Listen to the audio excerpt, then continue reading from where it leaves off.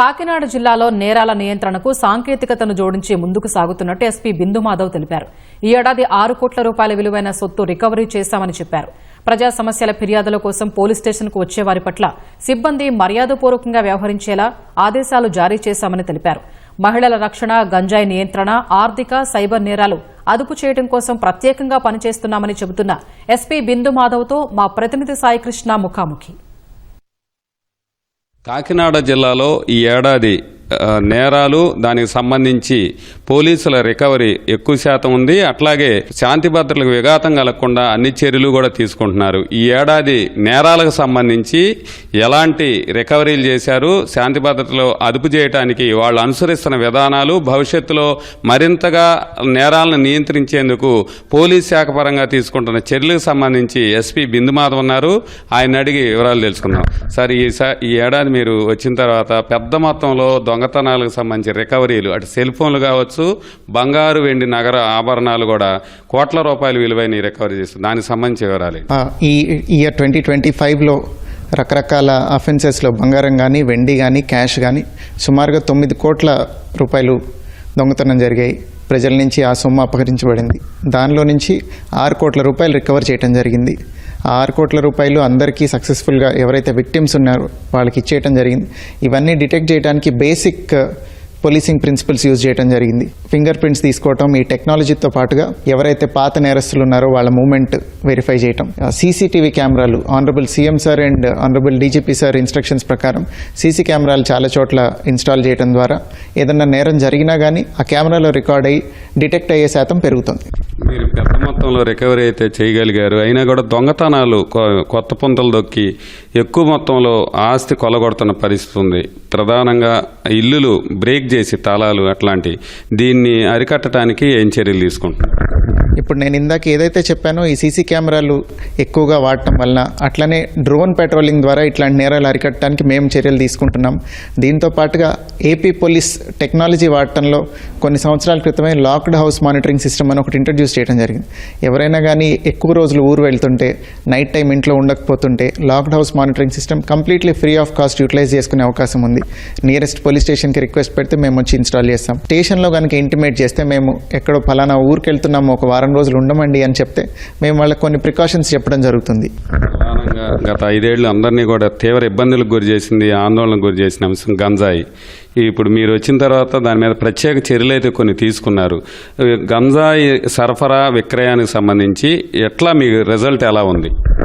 గంజాయి సరఫరా కూడా ఈ ఇయర్లో సక్సెస్ఫుల్ ఇంటర్సెప్షన్స్ చాలా జరిగాయి. ఈగిల్ ఫార్మేషన్ తర్వాత గాంజా ఎన్ఫోర్స్మెంట్ మీద చాలా ఫోకస్ పెరిగింది.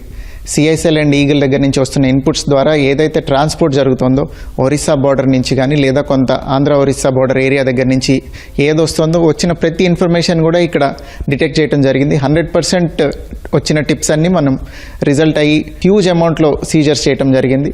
దాంతోపాటుగా కన్జంప్షన్ అండ్ పెడ్లింగ్, చిన్న మొత్తంలో ఏవైతే ఈ వెహికల్స్లో కాకుండా తక్కువ క్వాంటిటీలో ఎక్కడ ఉంటుందో వాటి కోసం అబాండెంట్ ప్లేసెస్, ఖాళీగా ఉన్న బిల్డింగ్స్, కొంత బుషెస్ ఇవంతా క్లియర్ చేయించి ఆ ప్లేసెస్ అంతా డ్రోన్ పెట్రోలింగ్ చేయించడం ద్వారా గంజాయిని కంట్రోల్లోకి తీసుకురావడం జరిగింది. మీకు వచ్చిన ఫిర్యాదులు ఎంత మేరకు పరిష్కారం అయ్యాయి? ప్రధానంగా మీ దగ్గరికి వచ్చిన తర్వాత కింది స్థాయిలో మళ్ళీ అక్కడికే ఆ స్టేషన్లకు వెళ్ళటం, అక్కడ పని అవకే మీ దగ్గరికి రావటం, ఈ పరిస్థితుల్లో సామాన్యులకి ఎట్లాంటి న్యాయం జరుగుతోంది?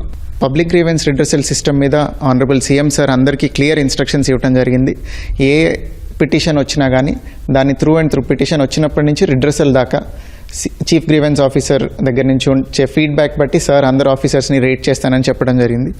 కాకినాడ డిస్ట్రిక్ట్ పోలీస్ విషయంలో వచ్చిన ఫిర్యాదులన్నీ ఎస్పీ ఆఫీస్కి ఎవరు వస్తే వాళ్ళందరితోనూ నేనే మాట్లాడతాను.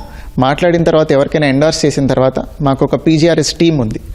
వాళ్ళందరికీ ర్యాండమ్గా కాల్ చేసి, అమ్మ ఫలానా ఇన్స్పెక్టర్ గారికి ఎండార్స్ చేశారు మీ పిటిషన్, మీరు కలిసారా, ఆయనే మాట్లాడారా, ఏం జరిగింది అని కనుక్కోవడం జరుగుతుంది.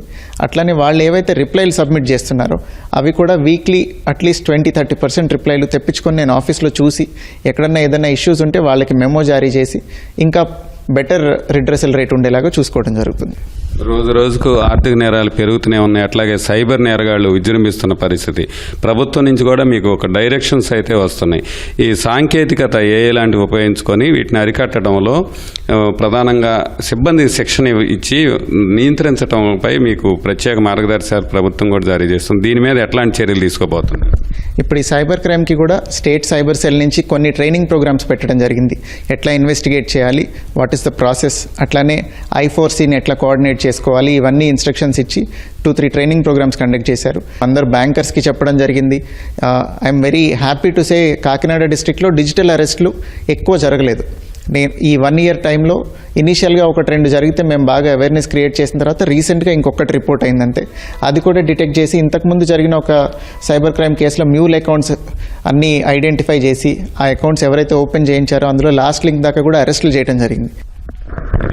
కాకినాడ జిల్లా ఎస్పీ బిందు మాధవ్ చెప్తున్న అంశాలు మహిళా భద్రత, అట్లాగే సైబర్ నేరాలు వీలైనంత వరకు నియంత్రించడం, రోడ్డు ప్రమాదాలు తగ్గించడంతో పాటు సామాన్యులకు పోలీస్ స్టేషన్లు ప్రశాంతంగా వచ్చి ఎలాంటి భయాందోళన లేకుండా వాళ్ళ సమస్య చెప్పుకొని పరిష్కరించేందుకు మాత్రం ఈ సంవత్సరం ప్రత్యేకంగా లక్ష్యంతో ముందుకెళ్తాం.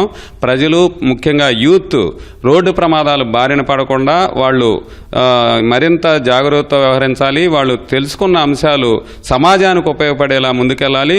లా అండ్ ఆర్డర్కు విఘాతం కలిగిస్తే వారిని మాత్రం ఉపేక్షించమని ఎస్పీ బిందు మాధవ్ చెప్తున్నారు. కెమెరామెన్ రాజశేఖర్తో సాయి కృష్ణ, ఈటీవీ న్యూస్.